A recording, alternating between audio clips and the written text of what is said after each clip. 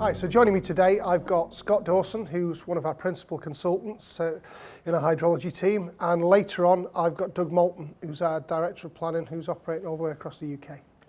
But Scott, please introduce yourself and talk to us and tell us a little bit about property flood resilience. Sure. I've worked at Enzygo for 10 years, as you all know, and I've had experience in all manner of different areas of flood risk and drainage, water resource management, and latterly quite a lot of stuff on flood alleviation and property flood resilience.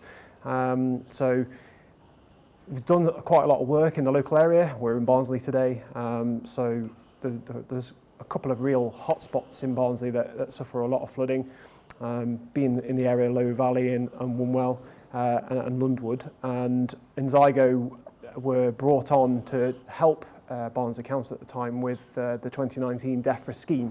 So they had a PFR scheme. The government gave them some money to allow people that have been flooded in 2019 to apply to get property flood resilience measures. Now, what are those measures? Typically, if you've got doorways in your house, that's going to let water in. You've got low thresholds on those access points.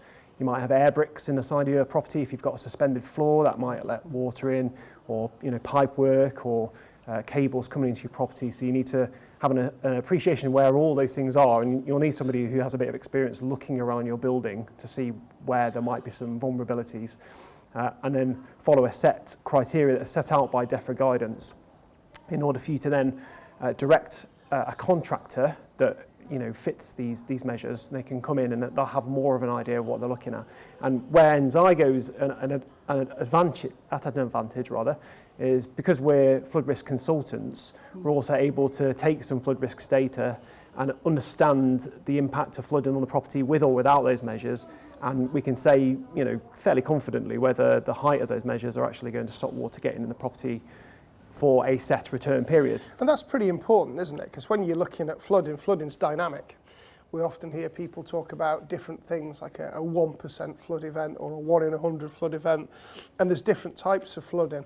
I know from the work that you and I have done in Barnsley, it's not just flooding from rivers, it's also flooding from a pluvial source. Do you want to explain a little bit about what pluvial flooding is to people? Sure. So most people, when they think about flooding, think, if there's a river nearby, that's where the water's going to come from. If I live next to the sea, then coastal flooding during a tidal event, a storm might occur.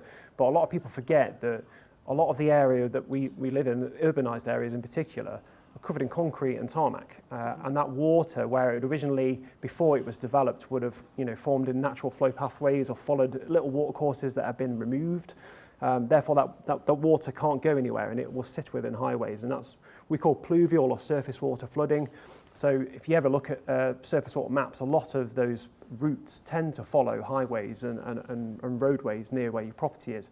And it can be sort of the hidden flood source, and people don't really think about it a lot. We've done some work with Stockport Council, where they needed an appreciation of I think there's about 11,500 properties in their portfolio for their social housing scheme, and they needed to know, well, we actually haven't got an appreciation of what surface water risk we have. And we did a GIS analysis, geographical information systems, drew a lot of data together into a singular computer system, which was also accessible via a web page, so anybody could use it within Stockport Council, and we were able to identify like a hotspot of problems and give them a list in priority of what properties they needed to go and look at. And they found that very useful, and that helped them just to sort of move towards outlining PFR measures for some of their key properties.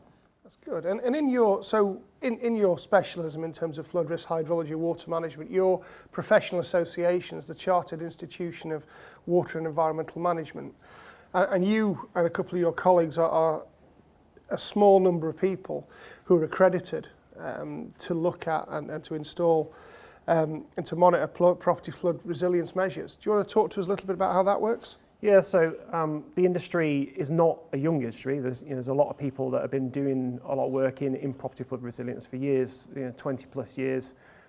It's nothing new, but it's new in that organisations such as CIWEM and the Environment Agency hadn't really made it an official thing. Where we're following a set criteria, set training syllabus that make sure that we're all singing from the same hymn sheet, so to speak.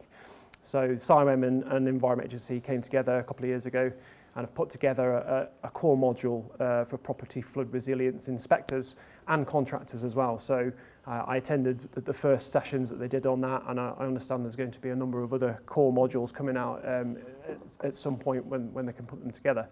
But it was really useful to sort of validate the work that I'd already done, because I'd already done some PFR work and inspection based on DEFRA guidance and their documents that are available, but hadn't actually had someone say, yes, you're doing it right, or here's an extra tip and something else you can do when you look at these properties. So yes, I'm one of a few that have that accreditation. However, I would say that, experience trumps all those things, and there'll be contractors and consultants that probably equally as good. No, that makes sense. And as you did mention earlier on, you've been with Enzygo 10 years, so you're one of our 25% of our staff have been with us 10 years or more, which is great to have you with us. So one of the other things that when we talk about property flood resilience, one thing that people seem to forget is, and this came when you and I looked at a couple of sites locally, that they forget about storing and maintaining the measures that have been fitted. Yeah, so when we walked over to Lundwood that do have PFR measures already deployed there and ready to be fitted at a moment's notice by Barnsley Homes in particular and Barnsley Council, we noted that a lot of these measures are either permanently staying on doorways, or if they've been removed, they're sort of just stacked to the side of the building and leant against a wall or something.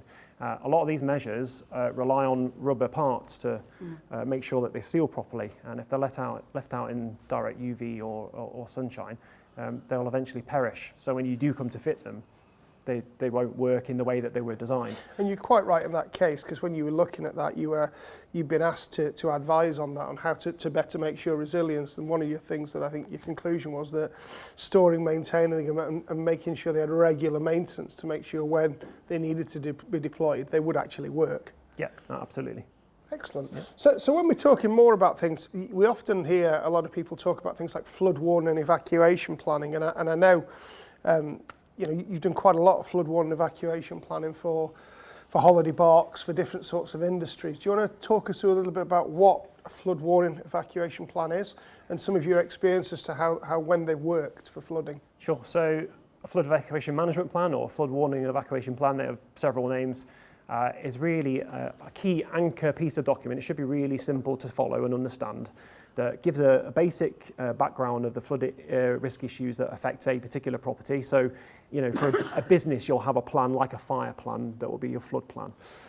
So it will outline those basic risks, and then it will provide information about potentially the vulnerabilities of that building, also access and egress routes. Okay, the number of people that are in the building might govern whether you need a flood team.